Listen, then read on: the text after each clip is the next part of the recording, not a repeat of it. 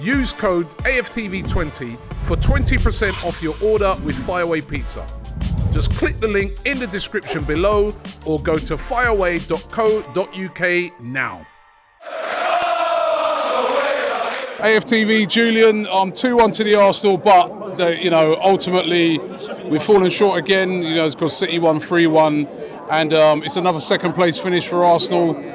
Just sum up your emotions after that. I mean, it was a bit of an emotional afternoon. Yeah, well, I had the most amazing 2 minutes, which I've said a few times in my life, until Foden put the ball in the net, and I kind of felt, and I know you were very much with the crowd, and the crowd got behind the team, and they did for the majority of the game, but I think it was quite obvious without having an internet connection what was going on at City, because the atmosphere just changed pretty instantly. And then when they went 2 goals ahead, then it was totally flat, and I think that the team was reflective of the atmosphere in the ground, because when West Ham got the goal back, and then there was this rumour that went round that it was 2-2. That it was 2-2, and I mean, I got suckered by it. I was totally believing it. In my head, West Ham were winning 4-2, and we'd won the league, and I was in ecstasy. And then even like it was 3-2. Apparently, I think it was a goal was disallowed by VAR. I think they said that, but it was an emotional day. Yeah, it was emotional, but I think towards the end, it was just important for me that Arsenal won the game. So no one can criticise Arsenal in any way. They won. They can't be accused of bottling it. They got 89 points. It's one less than the Invincibles. They got 2 more wins, the Invincibles. The average points tally that you need in Premier League history to win the league is 87. So how can anyone be in any way critical of this absolutely wonderful team that we're watching? Yeah, I mean, listen, the standard is so high now from Manchester City is that you can practically not afford to lose hardly any games. And if you was to look back on it and pinpoint a moment where you think that's probably where we lost it, what would you say it is? Well, there's always the traditional, ways of, so maybe Zinchenko against Fulham at home, he gave away a needless corner, they score, it was 2-2. Trossard against Villa, it was an obvious easy chance. We could have gone on to win that game quite easily. But I'd take it back further, and I'd say the 4th of August 2008. What? Explain. Okay. You lost me completely now.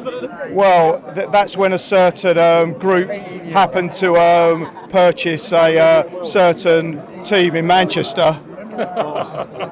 And that's why I'm not going to pinpoint, I'm not going to play those games and say Arsenal lost the league. Arsenal didn't lose the league. As I said, 89 points, that's not losing the league. There's always going to be these what-if moments. Football is built on what-if moments, and you can always look at that. But what if City hadn't been bought on the 4th of August 2008? We could have walked the league. We wouldn't be talking about what-if moments. I mean, but they did buy it. That's the thing. Yeah, and the thing is about it, right? Is that is a standard. Do you think that next season Arsenal can finally go that extra mile and win it? I mean, like as we said, we were second last year, second this year. What do we have to do to actually win it?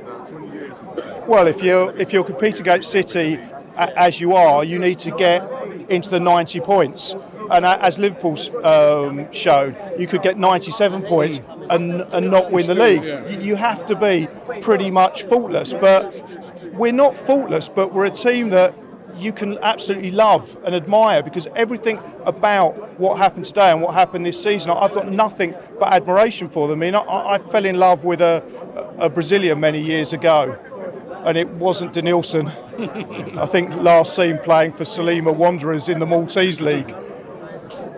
Now I'm in love with 3 Brazilians. I'm in love with a Ukrainian and definitely a Spaniard. I could even say I'm in love with a German. I'm just in love with that whole team. It's just a magical time to be an Arsenal fan. I mean, the gentleman behind us whispered in my ear just before we left. He said, we're very lucky to be Arsenal fans, and that's how I feel. I'd actually rather be an Arsenal fan today than a City fan. It just seems a little bit manufactured for them, whereas being an Arsenal fan just seems real, is that we've grown organically, we've watched this team, we've watched boys grow into men, and it's just been a tremendous experience this season, and for me, I just can't fault it.